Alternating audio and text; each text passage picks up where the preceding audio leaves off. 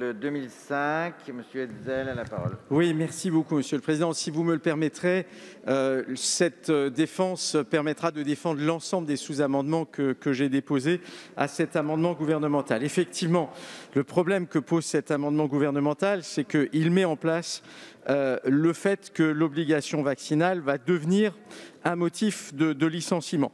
Et de surcroît, le gouvernement se décharge de la question, c'est-à-dire qu'il va faire peser l'ensemble de cette responsabilité sur les employeurs. Donc là aussi, l'état d'esprit, c'est de mettre une pression évidemment sur les salariés, mais aussi les employeurs, ce qui est assez paradoxal. Alors, les différents sous-amendements ont pour objectif de revenir sur différents points. Et ces différents points sont effectivement pour permettre de réduire la portée de l'amendement gouvernemental. Premier de ces points, c'est la question du secret médical. Il est assez surprenant que l'on n'ait pas recours aux médecins du travail parce que sur une question comme celle-là, il faut tout de même pouvoir garantir le secret médical et je pense que c'est un premier problème juridique de cet amendement gouvernemental.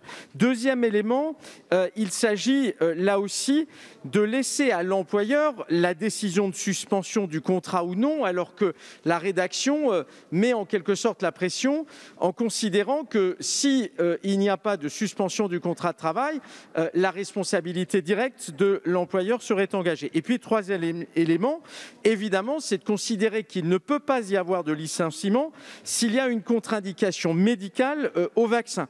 Donc, encore une fois, un certain nombre de problèmes qui sont posés et de manière générale, on voit bien que l'état d'esprit, c'est un état d'esprit d'une très grande brutalité parce qu'on ne veut pas traiter les questions de manière apaisée. Traiter cela de cette manière-là, de toute évidence, c'est brutal et contre-productif. Merci, M. Hetzel, d'avoir présenté